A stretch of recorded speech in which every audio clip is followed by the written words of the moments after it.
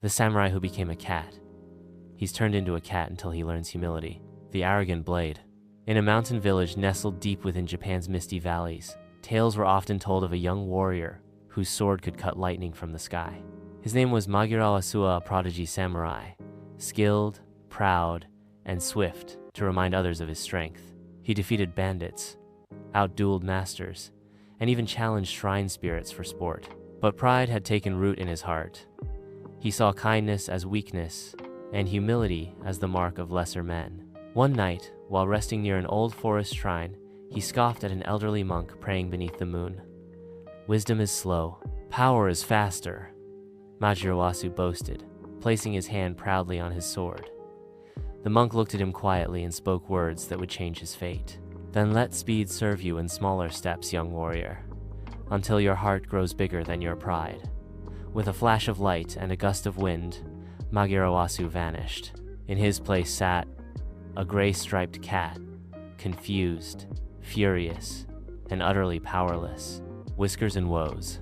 Magirawasu, now furred and four-legged, tried to yell, but all that came out was a high-pitched meow.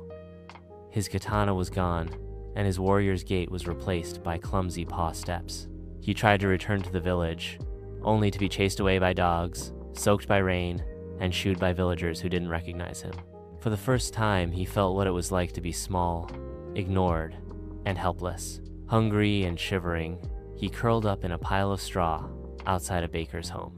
That night, the baker's daughter found him, and without hesitation, wrapped him in a warm cloth and brought him inside. "Poor little kitty," she whispered. "Don't worry, you can stay with me. No sword, no name, no glory.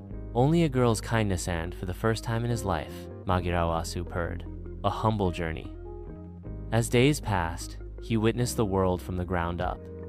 He watched the baker wake before dawn to make bread for those poorer than himself. He saw a lame carpenter carve toys for orphaned children, and he saw the girl his rescuer give away her only scarf to a beggar in the snow. Magirawasu began to help in quiet ways, chasing away rats from food, bringing small coins he found, curling beside the sick child at night to keep her warm. And slowly, something changed in him. He began to understand that true strength came in silence, in kindness, given without reward. The return one snowy evening, the girl fell ill. Medicines were far away, and a storm blocked the roads. Magirawasu, now fully a cat in body, but with a swelling human heart, leapt through the blizzard, running across icy fields, climbing rooftops, and dodging wild beasts to fetch herbs from the old healer. His paws bled, his body ached, but he returned before dawn, herbs in mouth. The healer brewed the remedy. The girl lived, and just as dawn broke, a light engulfed him. When the glow faded, he stood once more on two legs, human again. His sword rested by his side, but he did not reach for it. The old monk stood nearby, smiling. A warrior's greatness is not in the blade he wields, but in the heart that guides it. The gentle blade Magirawasu never forgot the days he walked with paws. He returned to the village, not as a boastful fighter, but as a quiet protector. He built homes, helped the weak, and listened more than he spoke. And sometimes, on peaceful evenings, he would nap under the sun like a cat softly smiling.